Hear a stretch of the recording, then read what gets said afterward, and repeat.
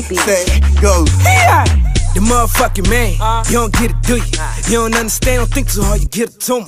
Please, don't blink too hard, you might miss something. 5'8", but the swagger like 6 something. You already know the fans want my Hey y'all, welcome to Down Here Podcast. I'm your host, Gunma 305. Yeah. And today's special guest is North Miami's very own Vulcha Smooth. Vulcha Smooth is introduce yourself to the people in the place of many people of North Miami, as well as down here's viewers and listeners. Well, yeah. My name is Vulcha Smooth. I'm a rapper, artist, songwriter. I just do my thing, man. Doing his thing, man. And Vulcha been out here for a very long time doing his thing. As a matter of fact, Vulcha, I want to get to know who Vulcha Smooth is, and the point of the aspects of who am I listening to when I play Vulcha Smooth music. Well, when you listen to my music, it's really just who I am, you know what I'm saying? As far as just a kid from the hood who can rap well and just got like a special way of looking at things. Like, you know, I bring some of the street into my music, just bring some of that coolness into my music. Yeah. And just an everyday dude that I just happen to be able to rap. Tell me about growing up in North Miami. How was it? I mean, North Miami is live. You know what I'm saying? Like you ain't have to run into any drug dealers. You know, you ain't have to run into any cops, stuff like that. It was just the other hood. It's not the poorest hood, but it's like a hood like any other. Like it's shootings, fights, drug dealing. You know what I'm saying? Cops.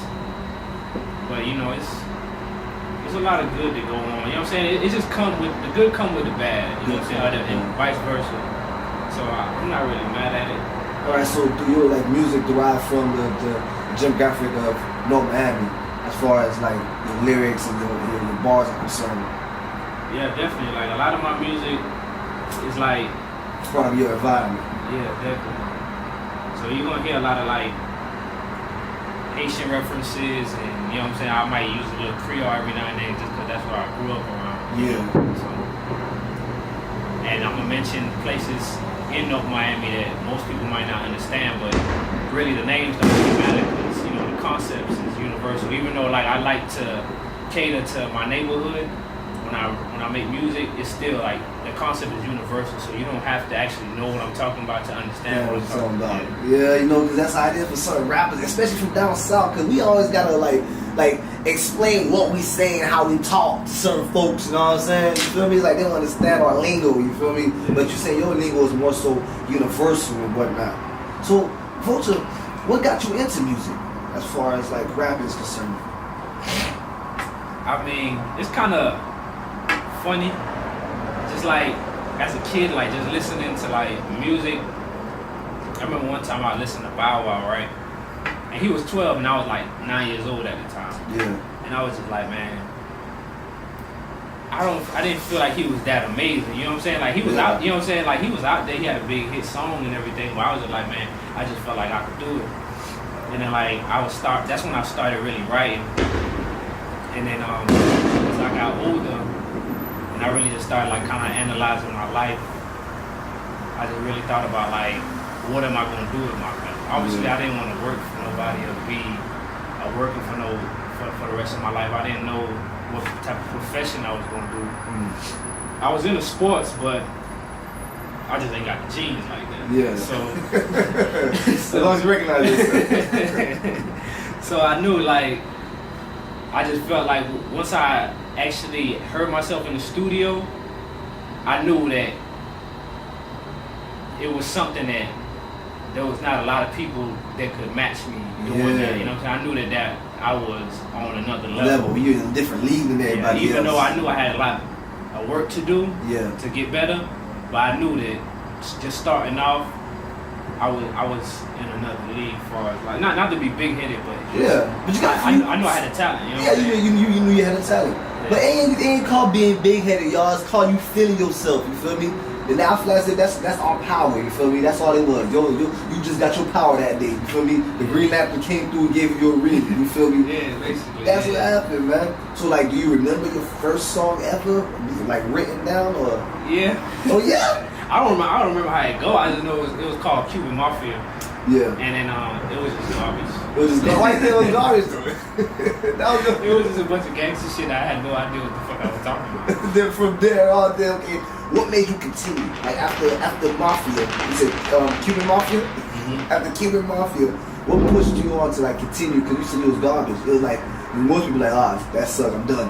What made you wanna go on the extra mile and like continue on this little journey of yours?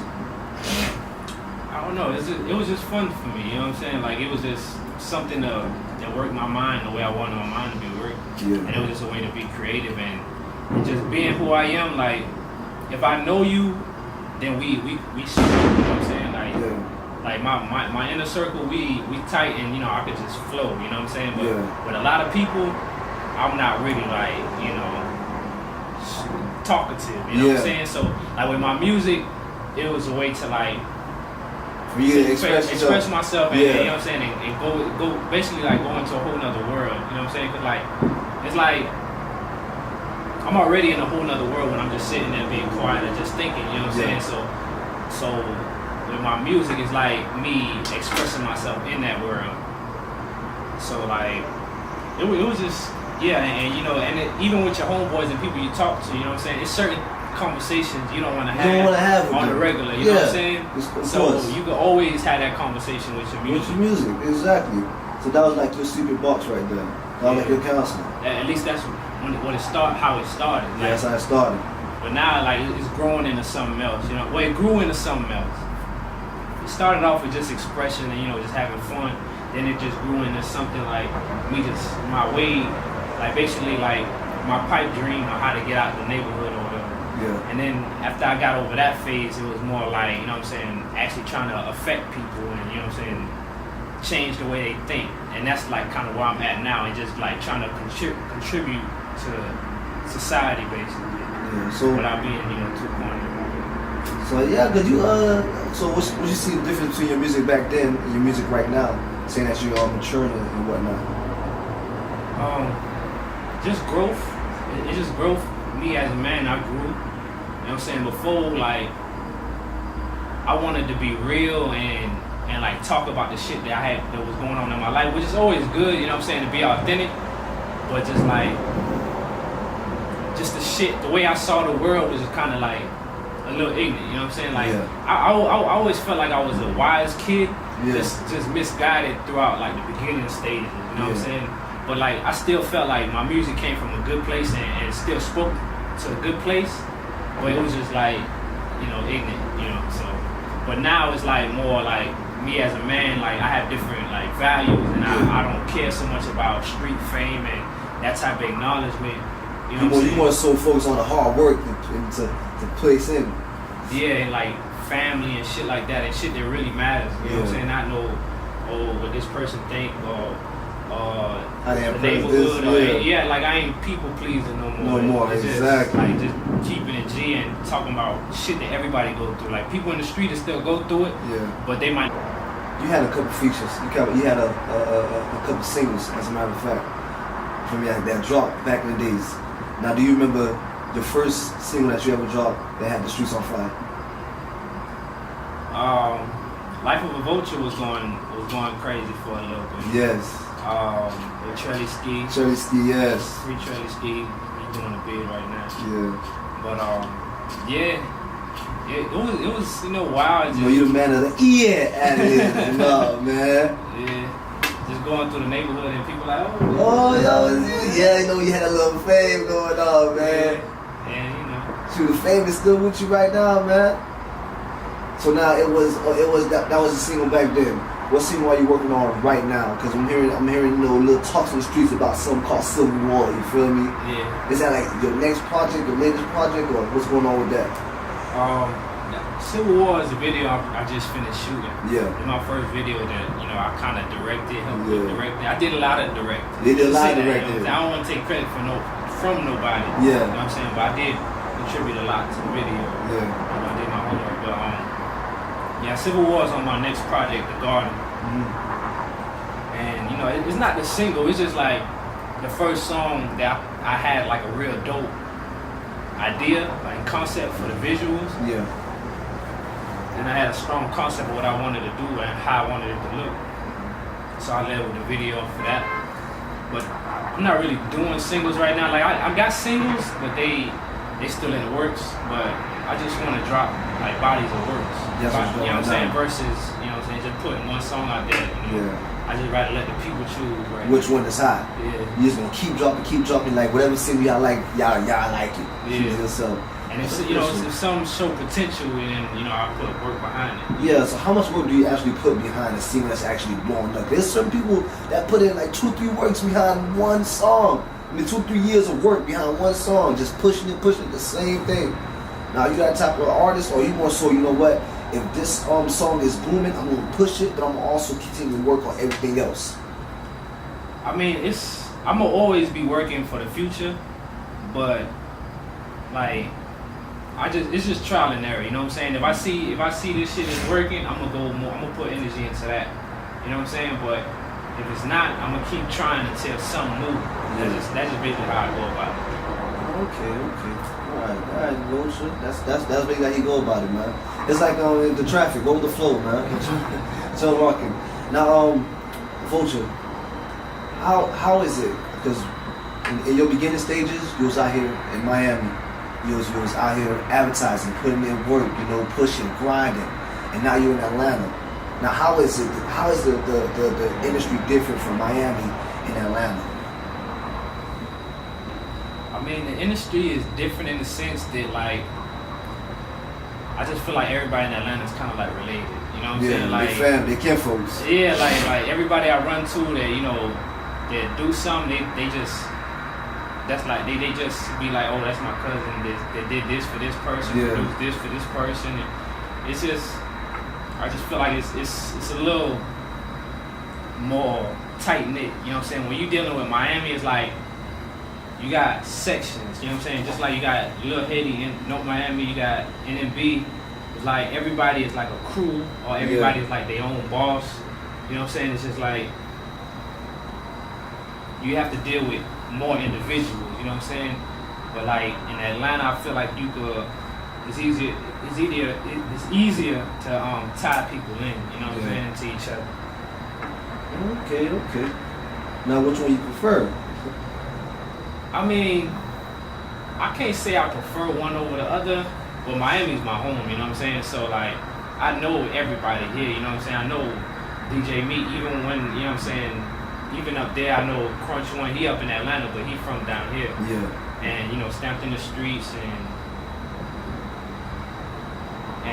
88.7 and 89.1, like, I know people in each of these arenas down here, so it's easier to pull up on people when the time is right to, you know, to get work done, and I know who to pay, I know what to do, you know what I'm saying? It's easier for me because I already know the whole system down here. So if I had to choose, it would be the crib, obviously, but Atlanta is special because, like, Miami is down here, you know what I'm saying, geographically, it's down here, and you got to drive 3 hours to Tampa, another 2 to Gainesville, and another 2 to Tally, and then you just got Florida.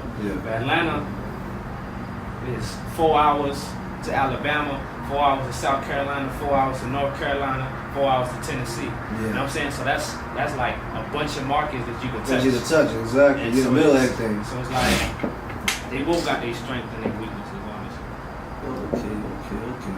Now, as far as the industry is concerned, like, is there any artists that's out right now that you and I working with? Like, you have no problem with new artists coming out like the 2017, 2016 freshmen. That I would like to work with? Yeah. Matter of fact, I want to know who would you like to work with. Matter of fact, who's your top 5 new generation rappers? My top 5 new generation rappers? Yes. Man. It's okay to say no. It's okay to say I ain't got it. You feel me? Like, I understand, man. But go ahead. Your top 5 new generation rappers. New generation. Well, I like Ray Sherman. Yeah. They not that new, but Yeah. They knew her. You knew her, yeah. That's gonna be kind of hard to get 5. Oh, Chance is new. Chance is new, yeah. Let me think. It's tough, boy. Ain't that much. It's all mumbo jumbo. Yeah, it's a lot of that out here, kid. So like he about to give up. Like that's it, y'all. Chance, Ray Schmur. Yeah, we just gonna blame the rest on the link. Yeah, I can't remember. Yeah. The rest is blame on the lip. That's good, dog. So nobody come after you. Yeah. All right. Now who do you listen to as far as music is concerned? I like Cole. Mm-hmm. I like Bob Marley every now and then. Jay-Z album was hard. Kendrick is on my phone too. He said Kendrick's on his phone. He was on. Kendrick's on my phone too.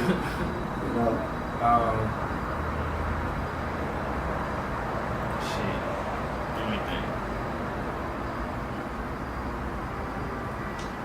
Yeah, okay, basically that's basically my rotation. That's what it is. Yeah. All right, cool. That's your rotation. Feel me? All right, smooth. You know, we down here. We like to play a little game. You know, one called situation, and of course it's called Who Would You Work With. Now, the Who Would You Work With is basic. I'm gonna name 5 artists. You know, and you're gonna pick the artists that you'll work with, the artists in which you have a feature with, and the artists in which you have write your lyrics. Now here's the top. Here's the 3 choices. Mm-hmm. It's one person is your manager. Who would you allow to manage you? Who would you put on a feature? And who would you let write your lyrics? Your ghostwriter. That's what it's 3. It's 3. All right. And I will name top 5 artists, but I'm gonna let you pick out of all 3. I won't give you a list. I'll let you pick. All right. So now, as far as the first one is concerned, I want to know who would you let produce one of your track? Who would you let? Matter of fact, who would you let manage you? Manage me? Yeah. Jay-Z. Jay-Z. Yeah. Why? Because I just feel like like some people think he like the best rapper of all time, but to me he like the smartest rapper of all time. You know what I'm saying? Like just the way he moved and just like the way he survived the game for so long and mastered the game for so long, he definitely got, you know, the sauce and he definitely got the formula to get shit done. Get shit done. Look, get you here, get you there, everything. Studio time, this and that. Okay, what's up? Now, who would you have on a feature with you? Would I have on a feature with me?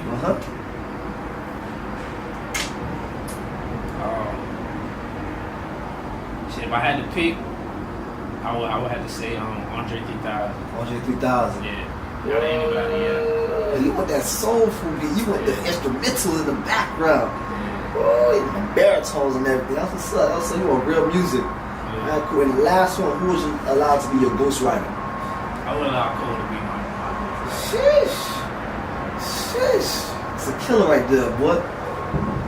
I'll put him on a feature too. I don't care. I'll put co-feature, co-songwriter, and co-produce bunch of manager, everything, dog. All right, cool. And we have another game. We call it situations. All right. Now, I'm gonna name situations, and you're gonna let me know at that time what song would you be listening to during these situations. Alright. Alright, cool. I'm gonna name 5. All right. First situation. You're robbing the bank. Robbing the bank? Yes.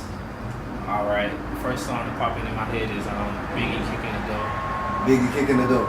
Yeah. All right. Oh no, matter of fact, Trick Daddy Can't Catch Me, boy. Can't catch me, boy. You're the second one on the show to say that. All right. Number 2. You just found a check for 50 stacks. No name. Shit.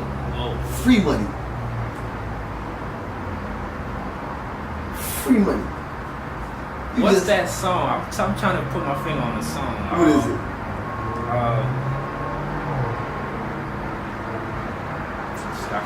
I can't even think about the song, but I guess 50 Cent, Get Money. Get money. 50 Cent, get money. All right, cool. 3rd, you found your girl cheating on you Another nigga. Like, you definitely an Eminem song. The song where he put her in the trunk and he talks off some shit. That's easy.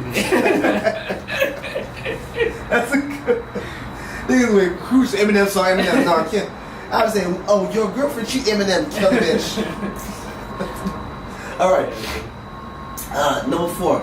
You getting ready to slide on some niggas. You getting ready to ride on some niggas. You know, it's time to gun them. What we sliding to? Webby, hold up. Webby, hold up. Hold up. Hold up? Yeah. Alright, Webby, hold up. Alright, cool. Last but not least, I'ma say,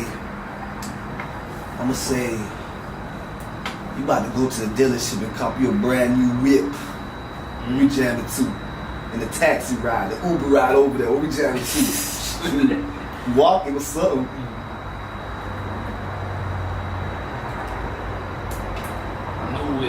New whip. Oh shit. Probably Bar Greasy Showers. Bar Greasy Showers. Yeah, that's what I want to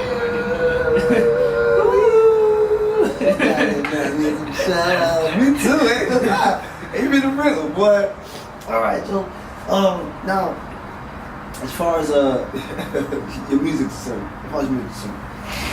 what makes you different from any other rapper out here in Dade County? I just feel like my story is different. Like I just feel like my story is not different, but it's different. You know what I'm saying? Like this is the way I see the world. You know what I'm saying? Like now I could be chilling with like drug dealers, killers, and I could be chilling with some like real hipster type dudes. Yeah. Or I could be chilling with the working class. I feel like I've been through so many different type of shoes that I could tell so many different stories and so many from different perspectives.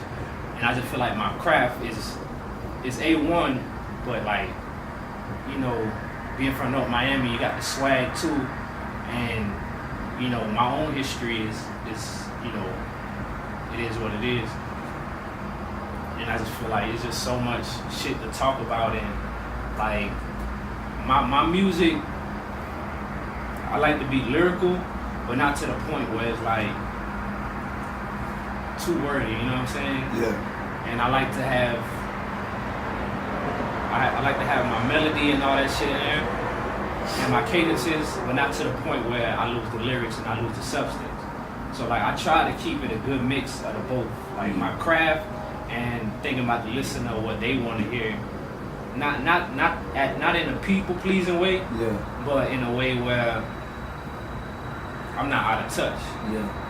And I just feel like my music is conscious music, but the way I like to write it, you're not supposed to tell that it's conscious music. You know what I'm saying? Like, it's kind of like I be trying to do Inception. You know what I'm saying? You know, like back in the days when the rock and roll music. Yeah. When you spin it backwards and say the devil. Yeah. Messages. Yeah. Like, I try to. Obviously, if you spin my shit backwards, it ain't gonna tell you nothing. That we know of. That I know of. In Edgerton. Go ahead. But yeah, like I try to take that approach, you know what I'm saying? Like saying little inspirational shit without being a preacher, you know what I'm saying? Yeah. And like have people look at their life in a certain way without, you know what I'm saying, them having to think about it, you know what I'm saying? And it's just like, that's just like the type of approach I like to have. Alright. As far as how I write. Alright, so what's more important to you? Is it executing the song itself, stage, and making it a performance, making it hype, or actually take your time on the lyrics and write down an actual message? I mean, I feel like they equally important.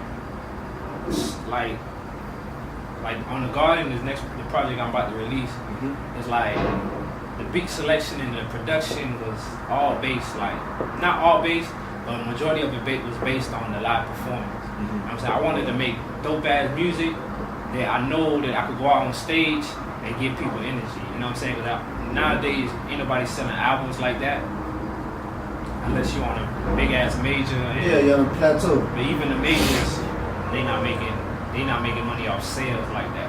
They make the streaming and live shows. So So you have to think about that shit when you're doing your music. But yeah, like obviously I'm never gonna compromise my artistic integrity as far as like making some bullshit that I'm just finna jump on stage. You know what I'm saying? Just get catchy. Yeah, catchy tune. Yeah. Yeah, like, but I still like to keep that energy in my music, especially like it's probably part of like being like Cuban and having that salsa background. Like it's just I love having that tempo at the end of the day. You know what I'm saying? Like that's gonna move you. You know? Okay, that little vibe. Yeah. All right, cool. Now about the Garden project. Let us know about that. And what you got coming in 2018. Well, 2018, basically the plan is to drop the Garden, finish shoot videos for the majority of the project, trying to hit different states and tour a little bit, and basically get the name on it. And the Garden is basically like, I got the concept from, like I said, because I dropped the Rolex Travel, and it was more so like me introducing my new style. You know what I'm saying? I was never like a singy type of dude. Yeah. I'm still not a singy type of dude, but I'm getting a little more out of my comfort zone. Yeah. Since the Rolex Travel. But the Rolex Travel, like, I felt like it was craft-wise, it was good, but like it was kind of hard to listen to a little bit. You know what I'm saying? Like the time I wrote it, if I would have dropped it then and there, it would have translated a lot better. But since it took so long to actually get it out, it kind of, you know what I'm saying, the sound kind of drifted a little bit more. Yeah. But the Garden is like, it's more so like high energy. But it's tempo and stuff. Yeah. But it still got valleys in it. But you know what I'm saying, it's just like some laid back shit. Okay. Mix them two up, have a little vibe and a little, okay. That's like a Wiz. Nah, Wiz can't do that. Wiz have a high album, a high mixtape, then some live shit. But the live shit always got some new shit in it. But okay, what's up, man? What's up, Vulcha, man? You know, as far as advertising and at your apparels, because I know you got the Vulcha Smooth shirts and you got that going on. You want to let everybody know when are we to expect the next collection to come out, or is it where can we purchase our shirts? Right now, I'm working on kind of like a subsidiary brand for like media and shit, but mainly for clothes and a bunch of culture shit going on. So I'm just waiting on like basically the logo and all the designs to come back. Then after that, so I'm aiming for like February or something like that. Probably like right after the release. Yeah. I'll have some shit ready. Alright, cool. Vulcha, man. Vulcha, it's been a pleasure. Like, don't you look at me. But Vulcha, like I said, man, it's been a pleasure, man. I appreciate having you on. Y'all, it's been Down Here podcast with today's special guest, No Man Be Very Own, Vulcha Smooth. Man, Vulcha, you want to give a shout out to anybody? See what's up to the people? It's your time, baby. Shout out to my mama. That's what we all gotta start. Me too, I love you, girl. Shout out to 2018. Yeah. You know, usually I'm a smoke on camera. I never do that, but you know, it's New Year's. It's New Year's. So, you know, shout out to everybody out there, especially all the people who've been listening and never stopped listening and never stopped checking in. And, you know, just all the good people, you know what I'm saying, that done contributed to my videos, the whole process. Shout out to Island, shout out to Crizzy, shout out to Gamma, shout out to Big Brew. I'm gonna miss a whole bunch of people, but it's cool. You know, they know I love them, so. Exactly, y'all. Down Here podcast. I'm your host, Gamma 305. I'm out. If I gave you my eyes, would you see it from my point of view? If